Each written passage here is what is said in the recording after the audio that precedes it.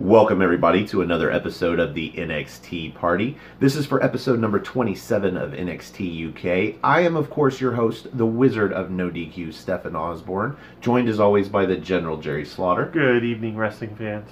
And tonight our special guest in his NXT Party debut, we've got the Holiday, Chris Mace. How's it going, Chris? Going good. How y'all doing tonight? We're doing great. Thank you for finally being on the show. This is a pleasure. Let's get right into the show because there's a lot to review despite the fact that there wasn't but 3 matches. And in my personal opinion, not the best show that I've seen them do. NXT UK is better than this. And it could have ended on a great note, but somehow they managed to ruin that too. With this episode, we got more of the fallout from NXT Takeover UK Blackpool. Yeah. Because we actually had the dark matches like this last week. So this is the first time we've actually seen everybody since the actual event itself. Yeah, so. Brand new tapings. Oh yeah, but even then, like, there wasn't really a lot going on except for. Well, the first segment, and then we get the match no one was waiting for at the end. And well, before we get to the first segment, before they even intro the show with the graphics and the music and all of that, we get a recap of what happened at NXT UK Takeover Blackpool between Travis Banks and Jordan Devlin. And this is where, Travis Banks shows up, Jordan Devlin attacks him out of nowhere in the lobby, and then, takes out his knee against the wall. And then before the match, Banks attacks Jordan Devlin. Suicide dives him. And they brawl, but then Jordan Devlin gets the upper hand, works over the knee again, and puts Travis Banks out. So we ended up getting Jordan Devlin versus Finn Balor. Much better match, I think. Oh, yeah. Especially if they were going to end that match the way they did tonight. But we will get to that. First off, we have Pete Dunne coming out to the ring. The Bruiserweight. Great pop as always. It's like 610 days now that he has been WWE UK champion. What did you think about Pete Dunne's promo? I like Pete Dunne's promo how he came out there and everything. One thing they need to do, they need to change that title to the NXT UK title. Yes. We are firm believers of that. He's only been in one match on Raw, and that was against Enzo Amore a while back. I mean, he doesn't defend it on Raw or SmackDown. It needs to just be changed to the NXT UK title. Leave that alone. Just stop calling it a WWE title. He's not defending it on WWE TV. Thank you. I was about to say, the brand now has like a official tag team champion and an official women's champion. It only makes sense that they would have like the belt be officially the NXT UK championship. Been saying this for weeks, fellas. Oh yes. Well, we've been saying that since the beginning of the show. Well, we get Pete Dunne, and then almost immediately we get Joe Coffey and Gallus. We've got Wolfgang and Mark Coffey come out there with him. Wolfgang looking like Weird Al. And we had. I think Mark Coffey looks like an 80s or 90s sitcom stepdad. That's how he's dressed. And Joe's dressed like he's ready to drive an ice truck on A&E series or something. Yeah. Very odd casual wear or sport casual, whatever it is. Very odd wears by Gallus. But still, Joe comes out and he basically says, I'm not done with you. And I'm sitting here like, I agree with the crowd. You tapped out. Still my kingdom. You are definitely done with Pete Dunne for now. Maybe Wolfgang. Maybe Mark, but certainly not Joe. You had your opportunity. You're done. But then we had the lights go out. And Walter, or Water, whatever you want to call him, he stands with his silhouette on the stage and then in the dark, and then somehow they do that. They managed to do it with Lars Sullivan. Why not him? Yeah. So we get Walter come out, and for the entirety of this, he says absolutely nothing. Which is awesome. And that way to be, just be quiet. He's being one of those silent people. He's going to let his actions speak louder than his words, pretty much there. Yep. And we had him basically intimidate Joe out of the ring because Joe looks like he wants to fight him, but then you've got Wolfgang and Mark holding Joe back. You know, Yeah, right. Yeah. So they go to leave, and then Wolfgang and Mark turn around. They run in the ring, and Walter and Dunn fight them off. Dispatch them real quick, yeah. And Joe doesn't want any part of it, and so Gallus is run off, and in the ring we have Walter. We've got Pete Dunne. We've got the title laying on the mat, and Walter's looking at the title, so he doesn't have to say anything. Yeah. We know what he wants, but whether he's going to be a heel or a baby face in getting to it, we don't know that yet. No. What did you think about this match, Chris? Or not this match, this segment, Chris? I like this segment. I like how Walter was quiet. Like I said, I just think he needs to be quiet. He needs to let his actions speak louder than his words. He's already made his intention clear. He wants that title. He's going to go after that title. I see him being more of a heel. He's going to end up being more, maybe a vicious heel or something when he debuts in his debut match next week. We'll see how he does and everything like that, and see if he's going to play the role of the heel or more of a face. I can just see him being more of a evil, vicious heel going after Pete Dunne. He does give off that Bond villain vibe. I like what they're doing with him in that they're playing the middle between heel or face. The fact that he hasn't said anything, he hasn't really done anything other than dispatch Joe or Gallus to get them out of his business. That's either face or heel. They're straddling the line, and I like it. I think what they're ultimately doing with Walter is what they're doing with a lot of these guys, and letting the fans kind of decide who they're going to root for and who they're going to like. I think in the short term, right now, what they're doing is they're capitalizing off of his momentum coming in and debuting. Mm-hmm. Everybody knew who he was. Everybody was expecting him, but they weren't necessarily expecting him at Blackpool. But they got him, and he's getting cheered like a babyface just because they're glad to see him. Yeah. That's probably going to last several weeks, even a couple of months, if he doesn't say anything or do anything where he commits to being a babyface or a heel. Yeah. And then, like you said, maybe they're testing the waters. Maybe they're still making the decision. Maybe they're ultimately going to turn him heel, and they're hoping they can get the crowd so behind him as this non-committal figure that when they do turn him heel, it's that instant from love to hate. That instant betrayal feel, yeah. And so they hate him even more as a heel, which is ultimately the goal. And so I like this. It's been twice we've seen him now, and he hasn't really... He's just stared at the title. He hasn't done anything babyface to challenge for it, and he hasn't done anything heel to take out Pete Dunne. Speaking of heel, the next segment's got quite possibly the greatest one we have, in the business right now. Who, Sid Scala? Well, I was about to say, Sid Scala makes an announcement, but then shortly after that we get, So we've got an interview backstage with Sid Scala, and he's basically talking about Phoenix and the Worlds Collide tournament, and they're going to tape 3 episodes of UK there. So it's kind of like a weird update. But then, out of the corner of his eye, he sees Gibson and Drake coming in with their titles. The grizzled young veterans. The grizzled young veterans. And he wants to get a word with them. How you feeling after the win? What's next? And Gibson's like, oh, so now you want time with us. Now you want to talk to us. Now we're a big deal. And I'm like, Radzi was interviewing you before. Mm-hmm. I don't know what you're talking about, but it wasn't Sid Scala giving a shit. And suddenly Sid Scala gives a shit. And I like the way he did kind of seem to show more interest than he normally would. Yeah. I mean, I think he played into their idea of what he's doing just enough that it's like, all right, because it makes him kind of cool. Yeah. In blowing him off. Fuck you, man. Yep.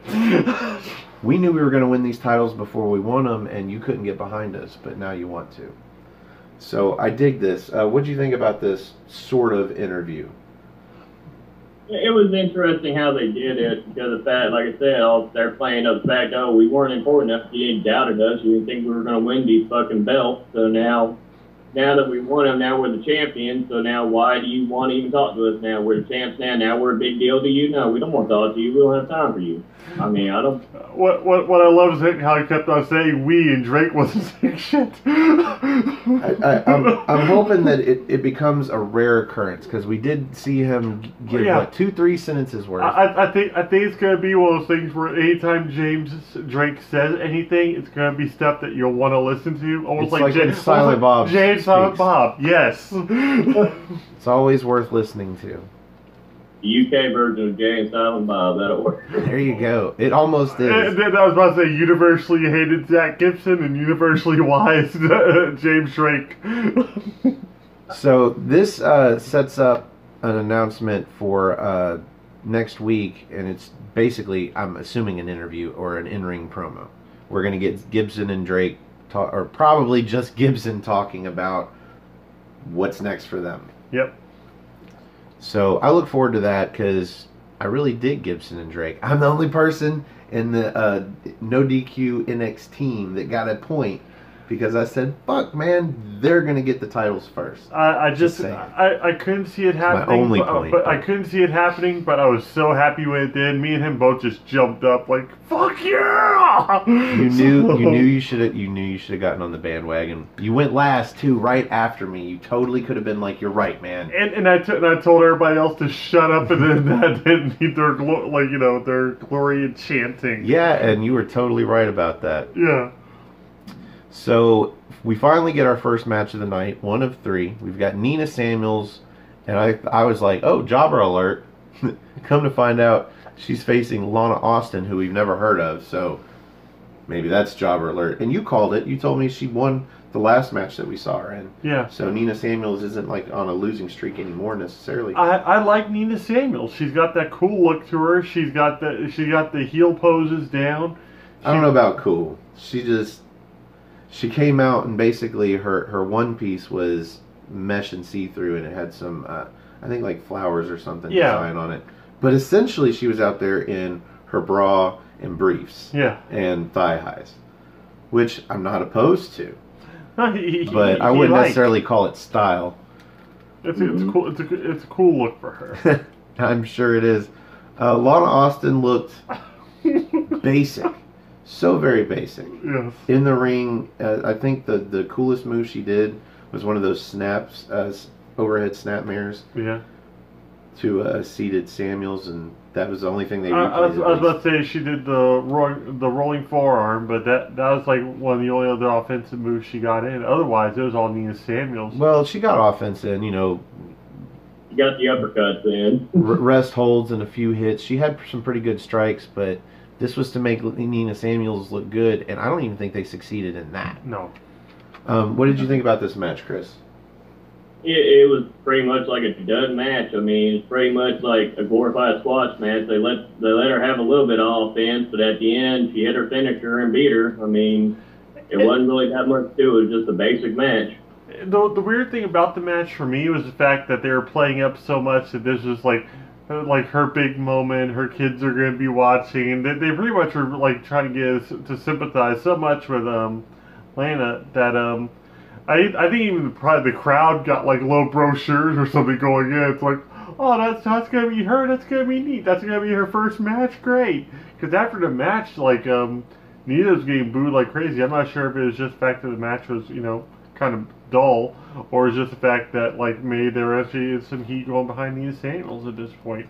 Yeah, I get a sense that they're trying to make Nina Samuels look like a heel, but she doesn't do a very good job of that on her own. No. Like it was very hard for me to tell, other than listening to the commentary, that Nina Samuels was playing the heel. It kind of seemed like either one of them could be whatever. Yeah. This was a boring match. I have no notes other than the finisher because they finally named it. It's called the Prima Donna, and it's a fireman's carry neck breaker. Yeah. Over the knee. It was an okay match, dude, but nothing. The natural selection on her too, if you think about it.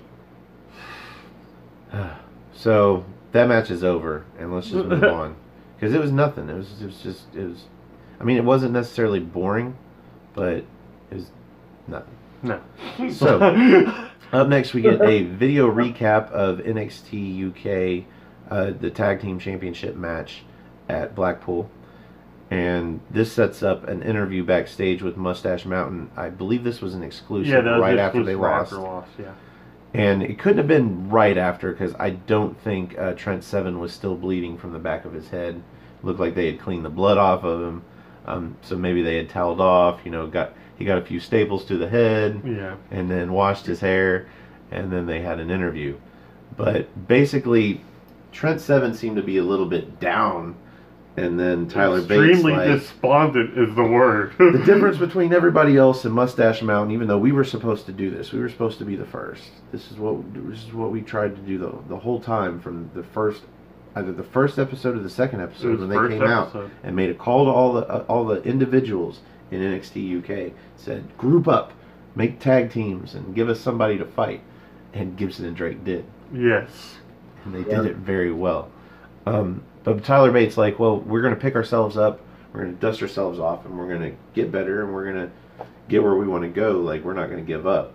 And this seems to cheer up Trent Seven. But it just kind of puts a little nod into a possible tear here. Yeah, I was about to say, I already saw a little bit of dissension. Because even then, when Tyler was trying to, boost him up, it just looked like Tyler really had to work hard to actually do that. Because Trent was just completely... He was just beating himself up about it is what he was. So, Chris, what did you think about the interview backstage with Mustache Mountain?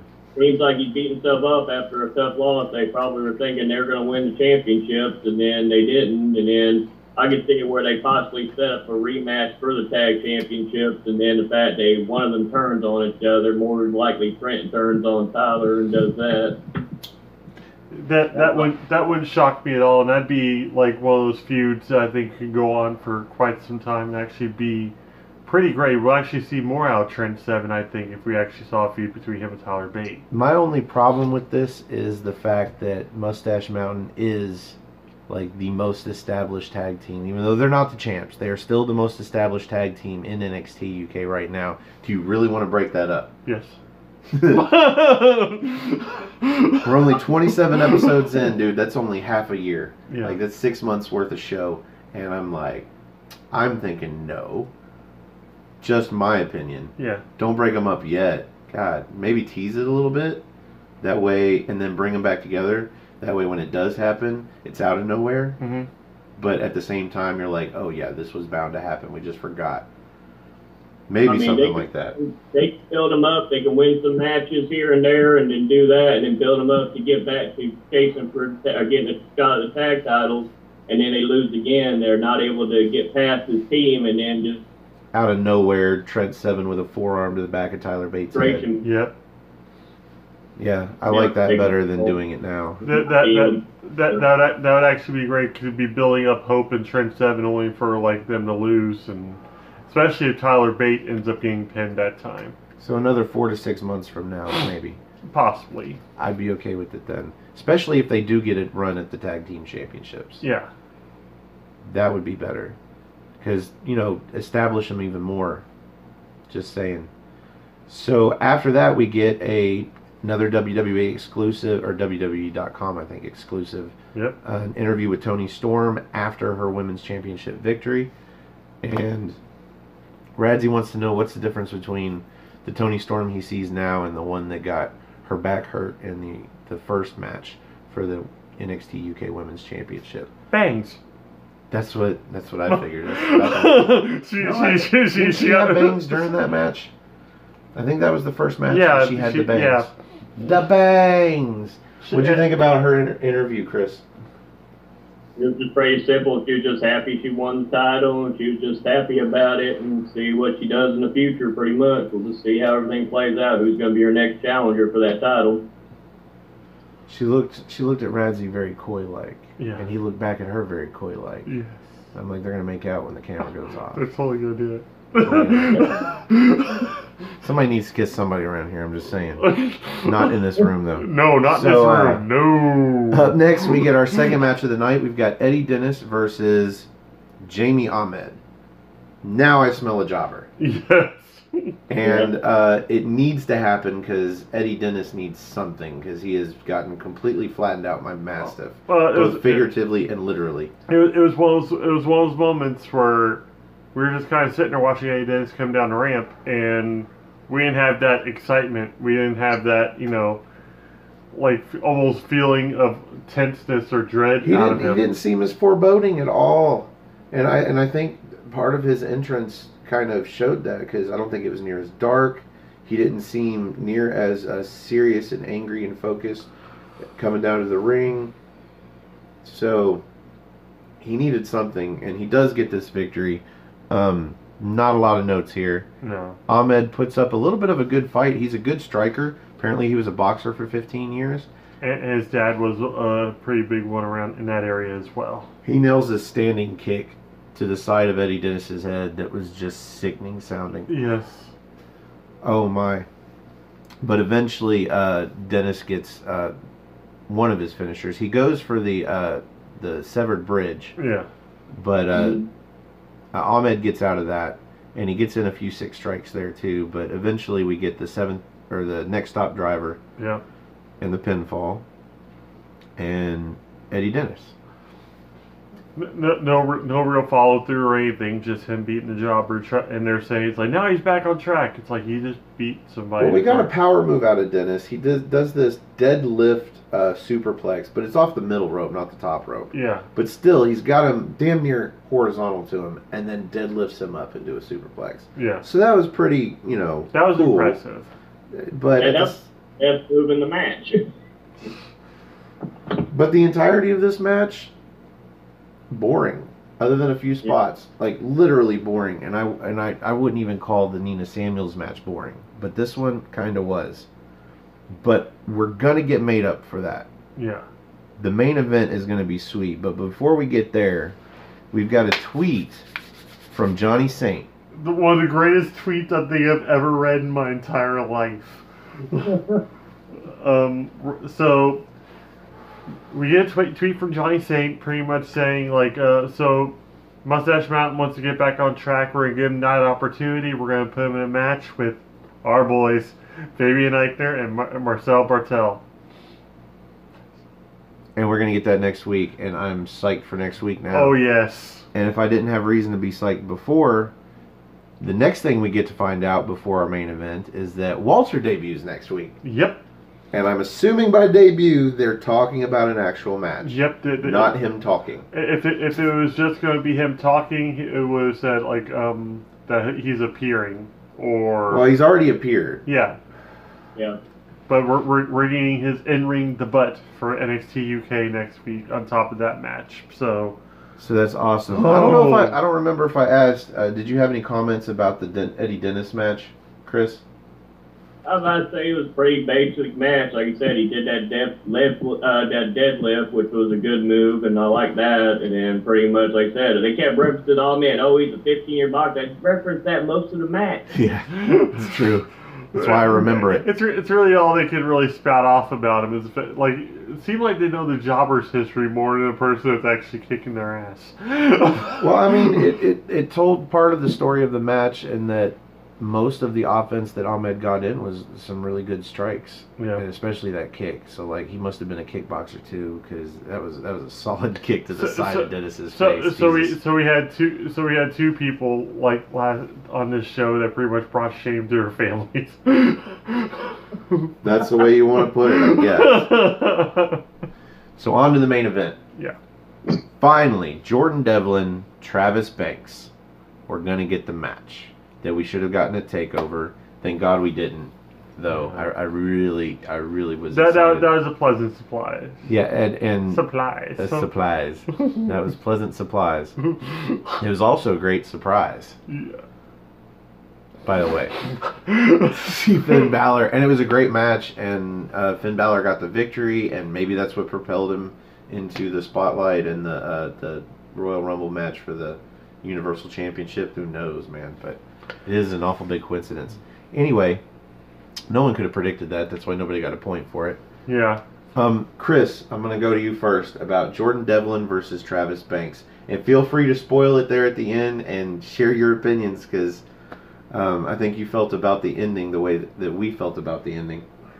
I mean, like I said, at the beginning of the match, I thought it was good. Banks came out there like he was just pissed off. Oil and Vinegar came out there just beating the shit out of him. And then it said he went back and forth.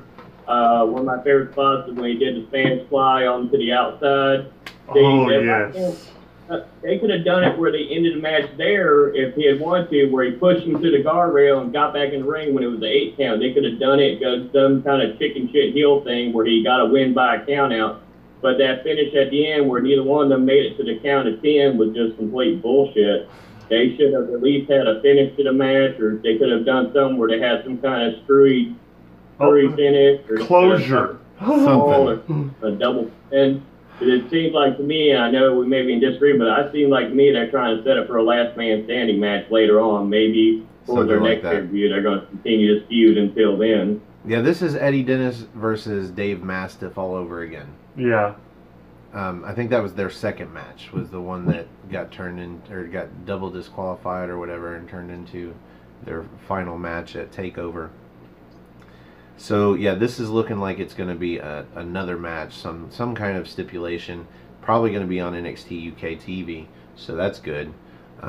Hopefully that one gives us enough closure that we're like, okay, we're fine with the ending from the previous match, because this was a pretty good match. Like it started, I would say slow, but not really slow. Like normally when a match starts slow, there's a lot of rest holds and shit like that. This one was just a lot of them beating the shit out of each other. Yeah. So not really any high spots or great moves or anything like that. They're just beating the shit out of each other for a while until somebody gets the upper hand. And then I've got a bunch of fucking notes. Because, like you said, they're on the apron, and Devlin shoves Travis Banks back first into the post. He stays on the apron somehow. What the fuck ever. Anyway, so he grabs him up, Spanish fly off the apron onto the fucking floor. Yeah. Now, granted, I heard there was a spine buster or something onto the mat, and I'm like, that's a pretty padded mat. Yeah. Which I'm all for. I'm all for padding down everything so it's safer to do moves, so you can do crazy-ass shit because it's safer to land. Yeah. That's just my opinion. I break kayfabe all you want to. I don't care if the ring starts to have a sheen glow because there's this stuff that's keeping them from getting hurt. I don't care. If it means they can do crazier shit, I'm all for it. Mm-hmm. So, in that vein, we got another Spanish fly. This time in the ring. No sell for you, though. Off the ropes comes Banks. Fucking Spanish fly into, like you said, complete no sells. Travis Banks just pops right back up. And that killer clothesline, I think it was. And then, yeah, he hits a clothesline that turns Devlin completely inside out. And then they do this spot where they're like holding each other's arms, and they're like kind of half out of it, just standing there holding arms. So Devlin hits this high knee, and then Travis Banks counters with a wicked headbutt. Yeah. But then Devlin just shakes it off, pulls up Travis Banks into that ripcord pull up, high angle back drop. Yeah, belly to back driver. Jesus. Yes. Still love that move. At least we didn't see all of the greatest hits. We didn't get to witness the Uranagi into a standing moonsault. That was cool. But we did see a moonsault. Yeah. Got a lot of air, but Banks counters with his knees. And then, let's see, he goes for that drop kick into the corner that's straight out of Finn Balor's playbook. Yeah. Which is kind of a fun nod. Yeah. You know. I don't know if he always does that, but it was fun. Comes off of that into, he calls the Kiwi Crusher, which is a fireman suplex into a Michinoku driver near fall. Totally called the near fall. I was about to say, like, Travis Banks, I've made, like, no bones about this. He hasn't impressed me. Like, basically, he's super injury prone, and anytime he was in any kind of match or announced match, he was being injured before he even got out to the ring. So or injuring himself, shit. So for this match, it was actually really cool because we actually got to see a lot of what makes him actually, like, you know, what he was on the indie scene, which was a champion and like all around striker, because he has a lot of moves that are very much like Yoshihiro Tajiri and Low Ki, because the Kiwi Crusher is straight up the Ki Crusher that Low Ki would do, and a bunch of stomps and the kicks that he does are derived from those two wrestlers. So I was actually, I'm gonna say it, I was impressed. So after the Kiwi Crusher near fall, I guess they're slow to get up, but I don't know who got up first, but Banks goes for that slice of heaven, that kick off of running into the ropes and springing back or whatever. He picked him up at the same time and was just trying to hold him into place. So Devlin just collapses. Like, faints, collapses. Best reversal ever. Yeah. Unintentionally escapes the move, so he dodges out of the way, and then They both get up, and Devlin goes for an Ireland's call, but he can't hold up Banks, and they both topple through the ropes to the outside. And to their credit, the falls both look sick. Yeah. And they lay out there for a 10 count, and Yep. neither one of them can beat the count out. And we've got a double count out victory, or double count out loss. They both lost, I guess. Nobody won. And then they both get up on the outside, and they look at each other, and they start taking the tape off, man. And then I call this after-match fisticuffs. Yes. Because they just start beating each other's asses again. It's like, this is the reset. We had the breakdown, and now this is the reset, and they're just beating each other up again. So that's where we're getting the ideas from the Falls Count Anywhere or anything else like follow-up to this match. But the ending just... Nothing where Johnny Saint comes out and says, "You guys, if you can't get along and play by the rules, we're going to make it so there are no rules." You know, something interesting. We don't get that. And so that brings us to the end of the main event. Yep. And around these parts, we rate the main event for NXT UK using NXT. Good old NXT. Out of 5 spots of NXT as our special guest, Chris, in your debut here on the NXT party, where do you rate this main event? I would give it a 3. I would have, if they would have had a finish to it, I thought it would have been a pretty damn good match if they had a finish. I actually really liked the main event until that finish. Once they did that double count out, it was just complete horse shit. After that, it was just like, what was the point of going through all that? Right. I mean, they had psychology there. He was beating up Banks. He was working on his knee. He was working on his back. I mean, there was good psychology. It was an awesome match, and then to that ending, and that ending just completely just took the air right out of everything. I couldn't say it better myself, but Jerry, try. I can't either. You even use the word psychology. Like we haven't had that word used on here yet, but yeah, that's definitely. I'm gonna have to go with him with this one on 3. It was very middle of the road. But for you and I, we were talking about this, and I was already not expecting a good match out of this, and I was expecting a good match. I wasn't expecting anything entertaining because at this point I could give a shit less. But you also had me convinced. It's like, okay, but Devlin's in it, and we like Devlin. Right, Devlin I could give a shit great. less about Travis Banks. However, Jordan Devlin could save the match. But Travis actually did show us some good shit in this match, so I couldn't really be angry. I was angry about the finish, but I couldn't be angry about the build up to the finish because that match itself. It actually held my attention a lot better than I thought it was going to, so I'm going to have to go middle of the road here. I'm going to go with a 3. Well, you know me. It's all about the story. Yeah. They told the story of being pissed off at each other and this just being a fight. Yeah. They told that early on, and then once somebody got the upper hand, now we see a wrestling match. Yeah. They told the story of the finish of the match because earlier on, after the Spanish fly from the apron onto the floor, they both nearly got counted out for a 10. Both of them just barely got in. In fact, I think Travis Banks got caught by Devlin, who tried to, I think he did some kind of move to him, threw him back into the barricade or something. He did. To prevent him from... But even still, got in there at 8, and then Banks barely got in there for 10. Jordan already had his arms raised up in victory, and he turned around. He was like, "Oh shit!" The match was a really good match. Yeah. So I would put it up in somewhere between 3 and 4 just for the match. Take away a little bit for the ending because it did take all of that great match and completely flatten it out. Even though we know it completely R. Kelly'd on it. This is NXT UK, and I very much believe that this is leading to another match that hopefully will be even better. We'll actually see all of Devlin's greatest hits. It may, who knows? Maybe it'll actually happen when they're in Phoenix. Possibly. Yeah. So I'm going to actually go higher a little, just enough to call it higher. I'm going to go 3 1/4 spots of tea for this main event. Yeah. Not the best I've seen or anything, but a really good match and just a flat ending. Yeah, I was about to say it really did pull something out of what I thought was going to be nothing. So that's why it got. Or maybe the match was so good because the rest of the show was shitty. or the other 2 matches. That could be the reason why too. Anyway, definitely no extra quarter star coming off the back of a spectacular show, because it definitely wasn't that. But I highly recommend checking out the bulk of the main event. Yeah. Just don't get your hopes up for a definitive finish. Although I guess a double count out is still kind of definitive. It's better than a disqualification or some shit like that. I don't see how either one of them would have gotten disqualified though. Oh well. Yeah.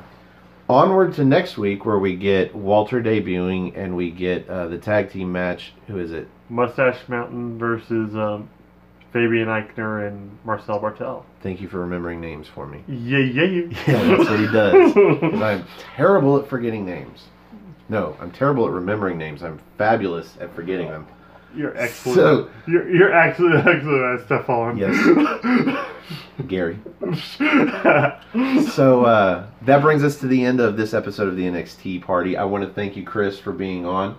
And we look forward to having you on again, because we are going to continue to run these as long as we're getting views. Yep. So I'm sure we'll ask you to be on again. Hopefully our schedules can mesh up in, let's call it a month or 2. Yeah. That's usually about how it works its way around. Rotation. Yeah, and like I said, I started watching NXT UK, just watching y'all's reviews, and that's how I actually got into it, just because I was listening to y'all's reviews and actually started watching it and got interested in it, so that's why I started watching it. So I That's an honor to hear. Yeah, that's the kind of story we want to hear when people come on, and we want you guys to be on. In fact, the next person that's going to be on this big screen, I believe, is going to be Jeff Meacham, because we're going to review NXT TakeOver Phoenix on Saturday. It'll probably go up on Sunday, so you have something to watch before the Royal Rumble. We are going to do Royal Rumble predictions. I believe we're doing that next. So Yep. It'll be available soon. We're going to have Noah on the big screen, part of the No DQ team. Hashtag Team No DQ. Also hashtag No DQ NX team. NXT. He's a member of the team there. And Chris Mace is now officially a member of the NX team. Yep. So if you get me on Facebook chat, on Facebook Messenger, we'll add you to the group chat. So that'll be fun. Yep. We got to get Martin in the group chat. We do. It's been a while, though. I'll have to get a hold of him. So, Chris, do you have anything that you want to plug? You can just follow me on Facebook at Christopher Edward Mace, and and that's pretty much the only plug I have on that. Keeping it simple. All right, so if you want to join us on the big screen for another episode of the NXT party, you can find me on Twitter. Just go to nodq.com/Stefan. That's STEFAN. Or if you just want to find me on Twitter, it's at Stefan R. Osborne, OSBORNE. As always, the R stands for restricted. And you can also find this gentleman on Twitter At No DQ General, and also my group on Facebook, Armbar, all capital, ARMBAR, exclamation point.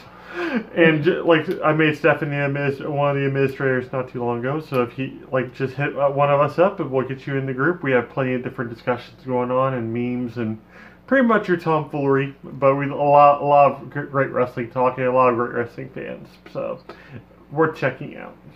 Okay, well, thank you for joining us for a spot of NXT on this episode of the NXT party, and we look forward to you joining us again next week for What's NXT and the NXT party, and this weekend for our review of NXT TakeOver So Phoenix. many podcasts. Yes, 5 this week alone, but totally worth it. I love it. Absolutely, it's a we good do it week to be a because we wrestling enjoy fan. it. Yeah, we don't get paid for this shit. We do it because we enjoy it, and just so happens we stay up late anyway, so what the fuck ever. So, for the holiday, Chris Mace, for the General Jerry Slaughter, I am, of course, the Rated R reviewer, Stefan Osborne, and thanks for having a spot of NXT with us, and we will see you NXT time. Cheerio.